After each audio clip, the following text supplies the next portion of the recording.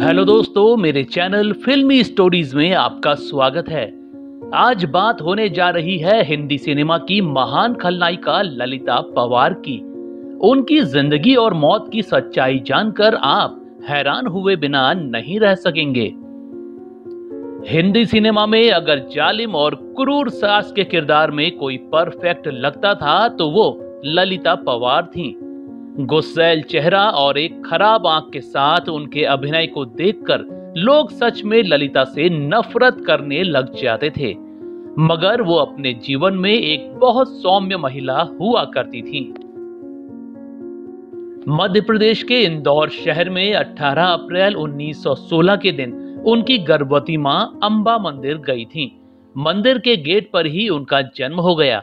इसी वजह से माता अनुसुईया और पिता लक्ष्मण राव ने उनका नाम ही अंबिका रख दिया था। बाद में वही अंबिका ललिता पवार के फिल्मी नाम से मशहूर हो गई। उस दौर में बेटियों को पढ़ाने लिखाने का चलन नहीं था। इसी वजह से ललिता ने कभी स्कूल का मुंह नहीं देखा। वो संपन्न परिवार से थीं, इस वजह से घर पर ही उनको प्रारंभिक शिक्षा दी गई। वैसे उनके फिल्मों में आने का किस्सा बड़ा रोचक है। हुआ यूं कि एक बार उनके पिता और भाई पुणे जा रहे थे। बिटिया ललिता को भी पिता साथ ले गए थे। आर्यन फिल्म कंपनी के स्टूडियो में तीनों एक फिल्म की शूटिंग देखने पहुंचे।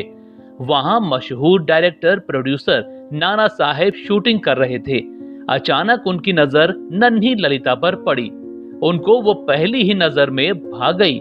नाना साहब ने फौरन ही अपनी अगली फिल्म के लिए नन्ही ललिता को चुन लिया। मगर पिता बेटी को फिल्मों में भेजने के लिए नहीं मान रहे थे। नाना साहब ने काफी समझाया, तब जाकर उनके पिता राजी हो पाए। इसके बाद नाना साहब ने फिल्म बनाई राजा हरिश्चंद्र और 11 साल की ललिता को बाल कलाकार के रूप में पहली फिल्म मिल गई। कम ही लोगों को पता होगा कि 1930 में बनी फिल्म चतुर सुंदरी में ललिता ने 17 रोल किए थे, जो एक रिकॉर्ड है। साल 1932 में ललिता की एक फिल्म आई थी कैलाश। फिल्म में उन्होंने ट्रिपल रोल किया था। इसमें नायिका, मां और खलनायिका तीनों ही रोल उन्होंने किए थे। वैसे क्या आपको पता है कि ललिता पवार गायिका भी थीं? 1935 में आई हिम्मते मर्दा में उन्होंने एक गीत भी गाया था जो काफी लोकप्रिय हुआ। उसके बोल थे, नील आभा में प्यारा गुलाब रहे, मेरे दिल में प्यारा गुलाब रहे।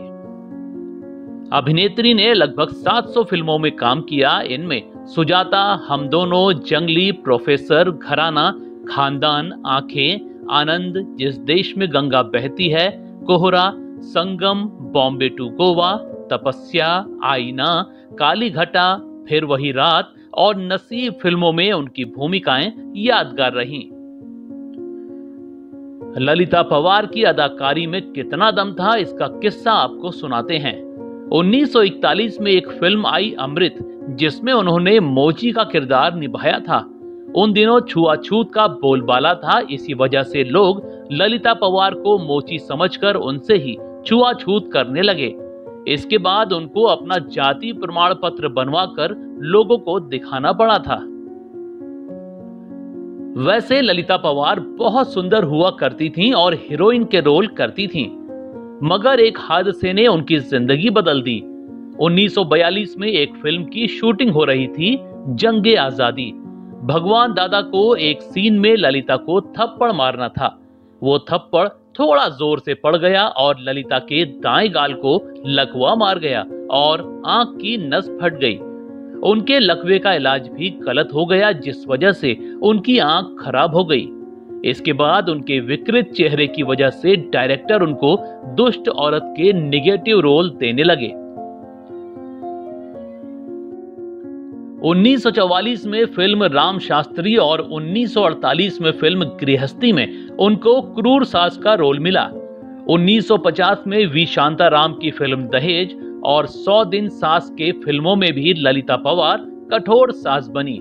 इन फिल्मों में उनका अभिनय इतना बेजोड़ था कि दुष्ट सासों को ललिता पवार कहकर पुकारा जाने लगा।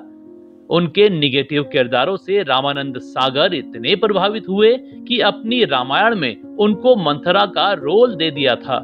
वो किरदार तो इतना मशहूर हो गया कि घर घर में सच में ही लोग ललिता पवार से नफरत करने लगे थे। वैसे ललिता पवार अपने काम के प्रति बहुत जिम्मेदार थी। एक बार रामायण सीरियल की शूटिंग के दौरान दिए से उनके दोनों पैर जल गए थे। इसके बाद भी उन्होंने शूटिंग नहीं रोकी। वो जले पैरों का दर्द सहते हुए ही शूटिंग करती रही थी। बाद में रामानंद सागर ने उनकी बहुत तारीफ की थी। दोस्तों, इतनी महान अदाकारा की जिंदगी और मौत बहुत दर्दनाक रही। ललिता पवार के पति का नाम गणपत पवार था।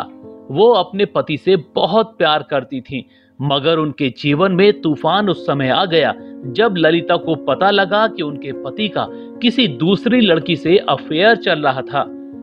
वो उस समय और हैरान हो गई जब उनको पता लगा कि वो लड़की कोई और नहीं बल्कि उनकी ही सगी बहन थी। पति और सगी बहन से मिले धोखे से ललिता पूरी तरह से टूट गईं। उन्होंने अपने पति को तलाक दे दिया। फिर सालों बाद उन्होंने दूसरी शादी राज प्रकाश गुप्ता से की। ललिता पवार को मुंह में बहुत दर्द होने लगा था। जब चेकअप करवाया तो पता लगा उनको कैंसर हो गया था। बीमारी का पता लगते ही वो पुणे में मौजूद अपने बंगले में इलाज करवाने के लिए रहने लगी। बेटा उनको छोड़कर अपने परिवार के साथ मुंबई शिफ्ट हो गया था। वहां बस पति और ललिता रहा करते थे। अभिनेत्री की हालत दिन ब दिन गिरते जा रही थी, मगर कोई देखने वाला नहीं था क्योंकि उनके पति खुद बहुत बीमार रहा करते थे। बेटा कभी कभार फोन कर लेता। इसी बीच फरवरी 1998 को उनके पति की तबीयत ज्यादा खराब हो गई तो उनको अस्पताल में भर्ती करवा दिया गया।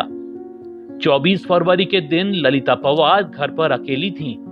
अचानक उनकी हालत बहुत बिगड़ गई और ललिता पवार की मौत हो गई। 3 दिन तक उनका शव घर पर ही पड़ा रहा।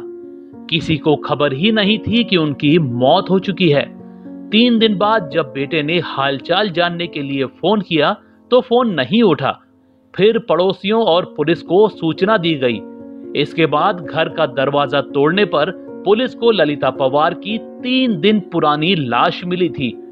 तब जाकर पूरी दुनिया को पता लगा कि अभिनेत्री की मौत हो चुकी थी। दोस्तों, आपको ललिता पवार की कौन सी फिल्म या किरदार पसंद आया था, हमें कमेंट में जरूर बताइएगा। ऐसी ही और स्टोरीज को जानने के लिए आप मेरे चैनल फिल्मी स्टोरीज को सब्सक्राइब भी कर सकते हैं। बस बेल आइकन दबाना मत भूलिएगा।